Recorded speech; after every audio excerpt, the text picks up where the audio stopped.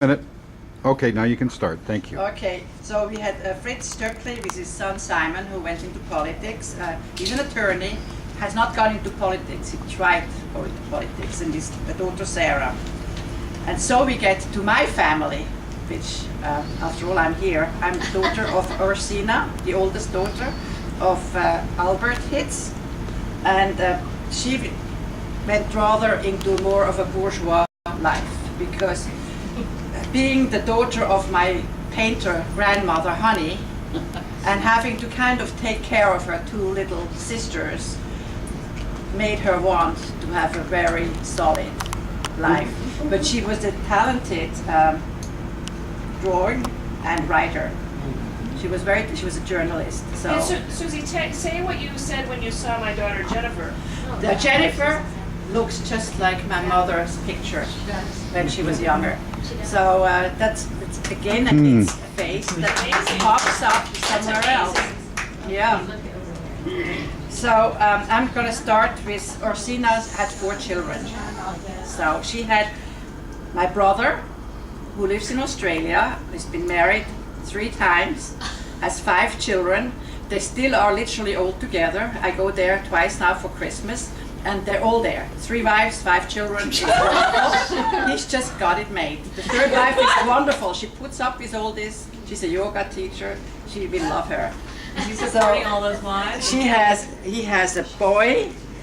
She has a daughter, 34, and she has another daughter with another wife, 14, and then he has 3 children with the 3rd wife, Hans, who is 8, Tilde, who is 6. And Jack, who is 4. Then I have my next sister, my youngest is my sister Katarina, who you remember. Yeah. She's the one with the red hair. She's a psychologist. She just retired also. She published 2 books, and she's still very active. Doesn't have any children. Red hair. Red hair, well, it's not real red hair, but it looks good on her. Was it real in the beginning? No. Run down. And then we have Verena, who is the 2nd sister, who is an artist. She trained in Switzerland window decorating, then trained more painting and art. And she is an artist, and she can do anything. And she is probably also the life artist. She's got her life really together well. And when I feel like I need some comfort or something, I always go to Frena. She's that kind of caring, wonderful person. And then there is me. I'm the oldest. I'm pretty normal. I'm neither an engineer nor an attorney. But I, of course, came to America when I was 22 and lived here till 7 years ago when I decided to move back to Zurich. Susie, what brought you here? To America. Just adventure. Alone? Yeah, the Swiss tend to travel, and they're trying to go somewhere else. Before I came to America, I lived in Lausanne, London, and Madrid. And then I came to America, and I stayed here. I worked for Life magazine, Life International Editions, yeah, in New York City. And then I, of course, quit work when I had children. I didn't do what everybody else does all the women do in my family. I actually stayed home for 8.5 years. My first daughter is Martina. She's a very successful career woman, and you got to know her. I'm very proud of her. She lives in Phoenix, Arizona, and she has 1 daughter called Sarah. And the other daughter is Krista. She's an investment banker. She lives in Frankfurt. She has also been quite successful. She's an American girl but lives in Germany, and she also has quite a bit of real estate because she invested those obscene bonuses that those bankers got into real estate, which is pretty smart. She has 1 daughter called Lily, and now we have some pictures of that family because last summer I was 70 and we all got together in the south of France. Okay. So last year, my mom turned 70 and we celebrated for 2 weeks in Sparacet, which is in Provence. Red one is the 2 weeks. Could you you need the point. could you come up so I can hear your voice? I'm getting the voice through the camera. So I. Oh, well, mom can talk. But There is, shall I Yeah. tell? That's Perry's, Tina's husband. Martina's husband, Martina. Which one? Oh, sorry. Wait a minute. Perry. That's Perry. That's Martina's husband. He's American. He's wonderful, cheerful. That's George, my nephew, who was there too with his wife and children, because I have almost a third son. That's him. That's Martina, you know. That's Krista, Tina's sister. Can you do this? Yeah. Can I just say something? Yeah. I'm looking at this woman thinking she looks like me, and Martina does. just said, Yeah. she's the one who looks like you. Yeah, looks like that's you. right. She does look like you. Yeah, That's looks weird. like you. That's Sasha, So Krista's much like me. husband. Okay. So those are the guys in Frankfurt. And Hey! that's the 5th generation. Now, I was just looking at your grandmother's book and Good she thing they had has, the hats on. That's my sister Katrin. she has Yeah. those Her boys of boyfriend. both butts. Yeah. And myself. He's Pedro, and he's also very good. She's very close with him. And she came down. That's my sister Verena. Oh, nice. She also She's an came down, artist. and she enjoyed herself. That's my daughter Krista with her husband Sasha, who looks Okay. like you. And that's Lily. She's Ah. adorable. She is really. I Oh, have great yeah. grandchildren. That's 1st of August celebration. You know, the Swiss, we do that. And we got all the stuff, and we had the children had the 1st of August with the lampions. That's funny. That's Perry with Martina and Sarah. Oh, she's adorable. She looks like Isabel. And that's Sarah. She looks like Isabel. Oh yeah. And Yes. this is her preschool graduation. Isn't she adorable? Yeah. And that's And that's it. Hey! Come and visit me in Switzerland and Zurich, because I am probably one of the few remaining Hitzes that live. Actually, We're all coming in my another you're year. coming. the ultimate Konrad, who happens to be my nephew, so from my brother Konrad's son. Yeah. He became a medical doctor in Vienna and started to be trained as psychiatrist in Chur, and is now living in Zurich. Oh. The reason why he's the ultimate Konrad is because he's gay. Ah, Well, so is one of my cousins also. So the Konrad branch now will die out. Yeah. But he's there, so that's he's a nice guy. But he was in Davos, right? Yes. He Yeah. was so delightful. Of course. But But I would like to meet him. Oh, you met Yes, I him? guess so, He had yes. just gotten his And assignment. he's been there for several years and now he's working in You Zurich. met Now, I'll him? say hello to him. Because I thought it was so interesting he got that assignment, you know? Yeah. Okay. Can I leave now? Yeah. No, you mustn't. It was wonderful. Thank you. Come all More. and see me. Thank you. All and see me. hang on. Okay, I'm recording now. Well, as you saw on the tombstone, at least on the back, the 1776 Hitz married a Christina Brosi. Yeah. And so the, Here's the old woman, Bosie. That's on her deathbed. China once wives on her deathbed. That's on her deathbed. Yeah. Let me get into that. I'll get a picture. so there were several Brosis and Hitz's married. And for whatever reason, which I don't exactly know, but my parents shipped me off to this farm in the cloisters when I was 10 to work in the summer, because that particular family, which is Andreas Brosi, only had girls. And he needed a boy around the farm to do the boys. You were born here in the States. I was born here in the States, that's right. Well, what year was that? Well, I was, I think I visited him when I was 10 or so, and I actually worked when I was 11 or 12, so 54, 64. So you're 50, I was born in 54. 45 years ago. Yeah, yeah, exactly. Was what, 64? Yeah, something 66, maybe something like that. Yeah. And so then in the summers I would work, and I did that until I was maybe 22, 23. Your every kid, you summer. did, every summer? Every summer. You went to Oma Yeah. too. For how many summers? You guys might sign up for that. How do we sign up for that for our kids? Can we hear a little bit about that? At least a decade. Yeah, it was a lot of fun. You had to wake up at 4 o'clock. Tate, are you listening? Milk the cows, get the eggs. Then we had breakfast then around 7.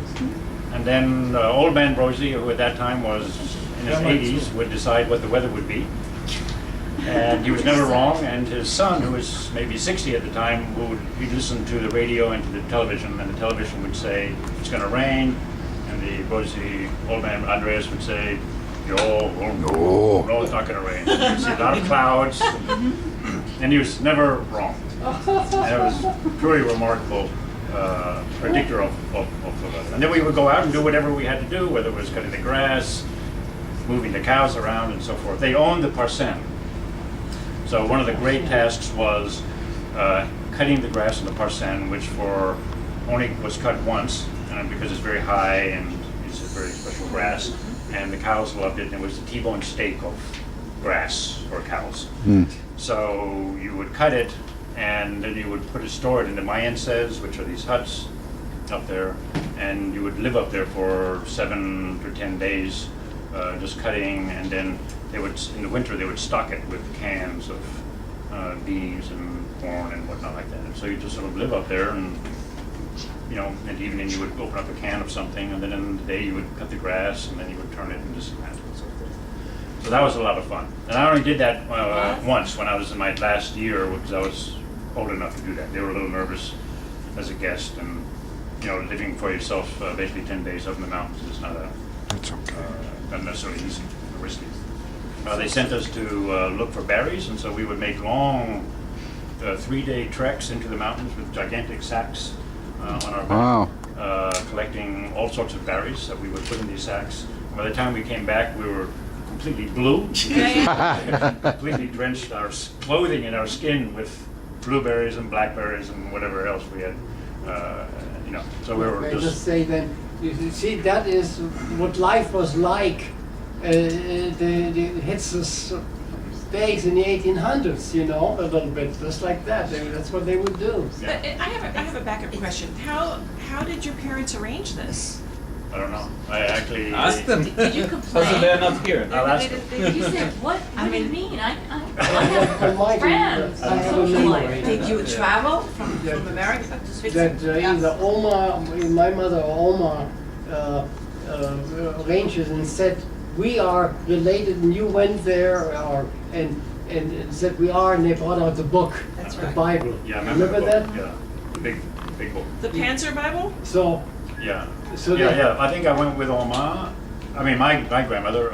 Yes. Helena? Elena, and one time and we visited them, and then we said related, and then they said, or somehow it was arranged that I would come the next year and work.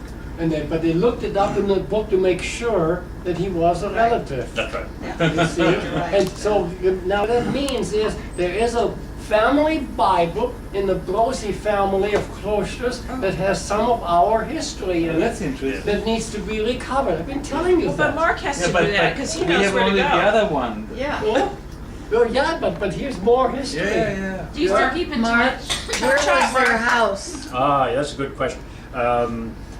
So in those days, you get out the train station, and it was about maybe 2 kilometers. I don't know if you Is it remember. near the doctor house? No, it was, I don't remember, south maybe a bit, about a kilometer or 2. It was outside of the town, on a hillside, and it was a gorgeous house.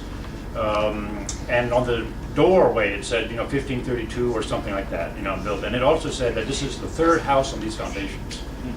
Oh, wow. It was Ritte Gebäude Fundation or something. I can't remember what the inscription was. 1532 or 1530, some date like that. And it was a beautiful, typical farmhouse, just gorgeous, and it had a wing to it with a barn attached to it, and it had a big kachel oven in the center when it was cold, which was very frequent because it was quite high up. And and then I came sometime in winter to help them out in the winter, and that was really, I did that I think only twice. I couldn't take it. It was so cold. You sit in the kachel oven and warm up, and then that's the only warmth in the house, right? And then you go upstairs to the bedroom and your sheets were ice. And I would go into the bed, and I remember I would just like. Would you warm up at all during the night? Oh, barely. But was this Well, a that's- winter break from when you were in school? Yeah, there's a winter break when I was in university. You My flew from the people speak States to go German to there? understand these They spoke Swiss people. Bündnerdeutsch with me, which is, and I knew enough Swiss dialect to speak with them, and Romansh. The wife was actually a Ticino woman, so they spoke Romansh, a little Italian, and Bündnerdeutsch. It was whatever you could manage. In the Brossi house, Huh? they talked Romansh in the Brossi house. Yeah. Yeah. I mean, for those of us who are totally ignorant, what does that mean, really? Romansh? And what is that more like? Is it a mix of Latin and German? No, not much German. Early Latin. Latin and Italian. I mean, Latin. It's an old Latin language. That's sort of a dead, it's like Latin, I mean like Italian or French or German, which developed out of Latin. Romansh is another one. It just that it stayed very local and never became. It was an oral You language. have, There's you no. have a belt of Romansh languages starting from Graubünden, Right. going to the South Tyrol, and going all the way east to Slovenia, where it stops. And And that's so not, the one is Romansh, the other one is Ladin, and in our country it's Friulan. that's right. Friulan or Friulan. Yeah? And so this is more of And an this oral is- language tradition, though. Yeah, it was oral language. It didn't Yeah. have a dictionary until like 30 years ago or something like that. Oh, wow. Officially made an official dictionary. For instance, my father went to Romansh schools because they were the grandfather was doing railway construction, so they went, every other second or third year they were relocated, and several times in the Engadine. So he had to go to school there, so he knew a little bit, and a few sayings he would tell us. And one is probably, the details are wrong, but I think that the basic is correct, is a Sprichwort, proverb. Lavanda vai, lavanda va, mas il fluel resterà. So that means the wave comes, the wave goes, but the river stays the same. Ah, Sounds like it. That's good. yes. I'm sorry, we keep interrupting you. Yeah. What years were these? Well, this would have been, this would be like 70, or, 74, you were 20. You were born in I was born in 54, so that's right, yeah, so 68, I guess. It'd be 16, 14. 65, maybe 65, 66, something like that. So that's how a good You went American lives in 1968. He goes to Guthrie and work on the farm. Yeah. 14 years old. What he's telling us, the life he leads, so compare its wholesomeness and its productivity compared to being 24 hours a day. Yes, right. I would have done that had I known I could. This is the real life. Yes, yes. You know? Did you resent that then, that you were shipped off like that? I didn't know. I didn't. He went back for 10 years. I didn't know any better. Susan? The fun part was that of course we were told that the Brosies were only going to hang out if we did meet any people. It would be the Hitzes. There are a few families we were entitled to have dinner. Some socializing with. No. And their 5 daughters every now and then would get suitors. And the daughters were significantly older than me, in their 20s and 30s, and they had been trained, educated in London, and they would come back every now and then. And so these suitors would show up, these other farmers, not local, and they would be, they would bell, they would come in, then you would put the borscht tube in, we'd sit there, and then it would be this long silence, and then after an hour of dinner and silence, they would go, and then they would go, Being educated in London and coming back to farm boys. Yeah, exactly. But everyone was trying to get a Brosie girl. Yeah. Mark, talking about the cold bed, when I lived there, of course, same thing, freezing cold upstairs. But in the Doctor house, there were these trap doors, above the stove, which was not a stove you really cook on. You stoke it from the hallway That's and right, that's inside right. the room, and beautiful porcelain tiles, but there is an opening that you can put things in it to That's right. warm up. Shoes. And we made bags like 10-inch by 10-inch, saved all the cherry pits every summer, and filled them with cherry pits. I think I mentioned this in Davos. Yes. And you fill with bags, and then in the morning when you get up, you throw the bags in this oven, and maybe an hour before you go to bed, you take them out, put them in your bed so the bed gets warm. Then you get that. And that helped, because I know, we were like this too. The kitchen was this beautiful room. It was very large, and it had a huge stove, wood-fired stove. And so one of my tasks, of course, every day was to chop wood and splinter it into little pieces. Oh. And of course, it had to be kept fired overnight, because if it dies out and the stove gets cold, you're not going to get breakfast, because it takes hours to warm it up. So, you know, it was basically a continual hearth that you had to sort of feed. And so one of my jobs before I went to bed was to put, you know, embers and coals and these chips, you know, into the hearth to keep up the stove overnight. And then, you know, there's, I don't know, you've seen these stoves, you know, with big holes in them, and then you put in the pots fit right into it. Oh, yeah. And it was just, you know, you could feed, I don't know, 20 people on the stove. And sometimes other farmers would come by, and, you know, let's say if you had to cut the grass, you know, the hay with your sickle, and you want to, it's a big spot, so, you know, you would have maybe 10 people would do it as a group. So we would all coordinate, you know, you start from that end, you start from that end. And so they would come, and we would have these breakfasts, and then decide who would start from what end, and so forth. The other thing about the families was that in the town, there was the Schlegels, who had the bakery. I don't know if any of you remember the Schlegel back. And the story I was told was that the Schlegels had come to Klosters, and sometime in the 15th century there was some battle or some war that took place in the other part of Switzerland, and they were kicked out. And so they came to the Graubünden and asked, you know, could we settle here? And Kloster says, well, you can settle, but a few things is, one, you can never own any land. Two, you're never going to marry a Hitz or Rosie. But three, we need a baker. So we wanted a baker set up. So they became bakers. So they became fabulous bakers. They were the only bakers in the Michelin Guide of Switzerland. Wow. So the Michelin Guide, you know, from that period, there's only one entry, which is the Schlegel bakery. Michelle worked for them, didn't they? Yeah, they were good. They're not there anymore, unfortunately. So, so as after, you know, the afternoon, we were done with our chores, and so me and some of the other boys, you know, we would go to the Schlegel bakery, and they made these cakes, which are absolutely perfect. But if the, you know, if the strawberry had tilted a little bit, was not to be sold. There were seconds. Yeah. So they were put on a shelf in the back for locals who could get them for free.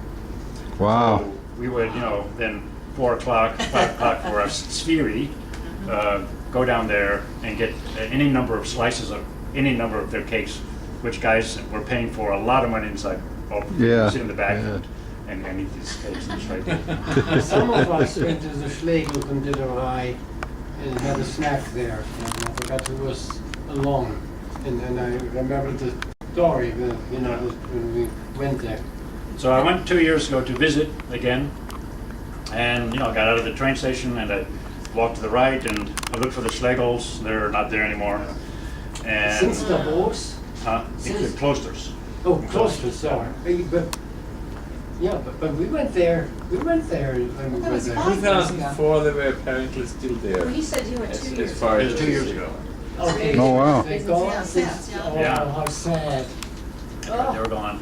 And so I got a little disorienting because then I didn't know exactly where I was anymore because everything had been built up. And I remember, you know, sort of a small road, paved, but still very small.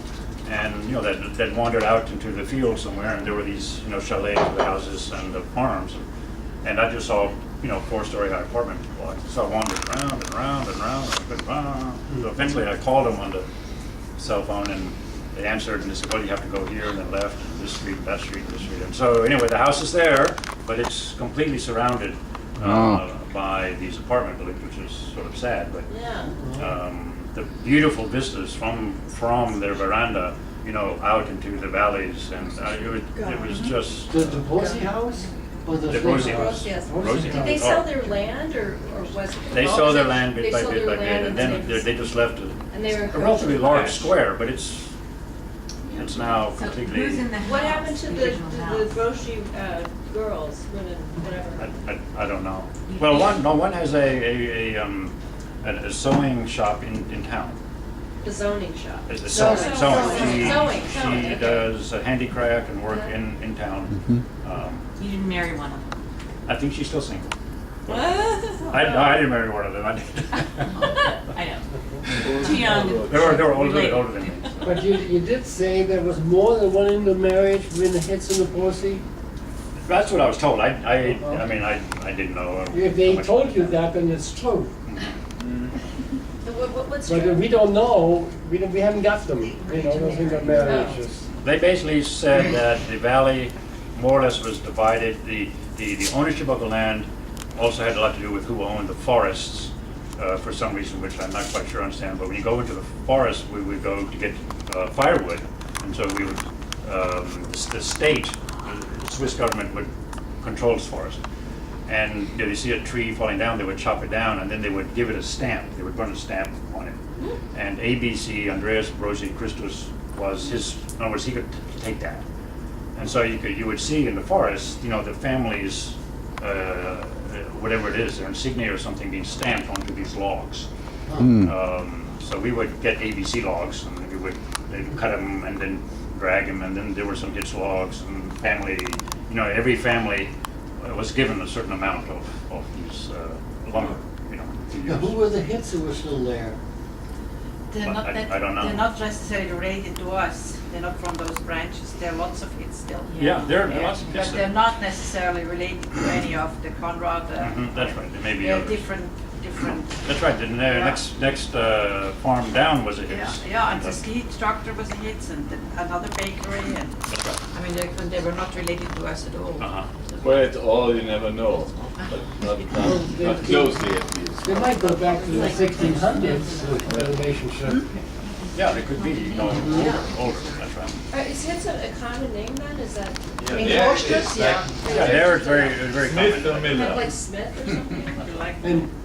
And you know, wouldn't it be very likely that in those Hitz families, there's also still an old family Bible that may have the entries going way back many centuries? No, Michael, Mark, I think you have to investigate this.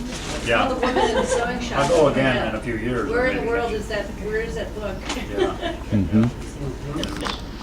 Anyway, What a it was a lot of fun. That is so We fascinating. want The to call last, you and just one. emailing you. Yeah. Excuse me, were you paid for your work or was it kind of room and board? I was room and board. I don't think they did. They never paid me anything. When you look should have back on paid that, you them. think, wow, that's really different. I have a totally different experience. Yeah, I look back and I'm growing glad up I and am. what Glad I a did great it. that it Now I understand why you. One of the, there's so many things that happened during that time, but one of the sort of great stories is, it was end of August and I was almost ready to go to school and we were woken up and, Hey guys, Hey, and we were woken up very early in the morning, about 2 or 3, and they said there was a snowstorm was coming, which was very early, but still it was not too typical. And we had to go get the cows from the upper Alp to the middle Alps, so there's different stages of Alps. And so we walked through these mountain paths up into the mountains, which is a very relatively risky walk in daylight. Yeah. And it was pitch black. And so I'm just walking literally behind Andreas, you know, who's an 85-year-old man who knows this by heart. He can do it, you know, blind. Watching his footsteps, and I can hear a gorge down there, you know. And I know there's rock faces here, you know. And we get to this Alp around 6 in the morning, and it was completely foggy, and you can hear cows, but you couldn't see anything. The fog was so dense that you just completely, you know, you're just so we get this Alp, and we're just sort of standing there, and you can hear the cows ding ding dong dong dong dong. Everyone's just so he says wait. So we wait. You know how farmers can wait. They can wait for hours. We wait. And slowly the fog starts to lift, you know, and you could see it lifting, literally, up, you know, and lifting, and it comes up and up and up and up. And then you see, you know, the others' feet. And as the fog lifted, all of a sudden we realized there are maybe, you know, 20 or 30 other farmers standing there, waiting, you know. And everyone was like looking, and they go, "Oi!" And so it was this big, you know, hello, all of a sudden in the middle of the same cow? yeah, exactly, all from the area, waiting to get their cows. So there was this big excitement, of course, because it was very funny. And, you know, the farmers don't necessarily laugh very often, and it was, even they thought this was sort of very funny. And so the cows came down, and the cows are all intermingled because they're in the upper Alps, and everybody puts their cows, and then the cow herds who live this very austere life with the cows and everyone. So they bring them down, and you have to find your cows from everybody, family, every farm had to find their cows. Well, to me, they look all alike, and they always looked all alike.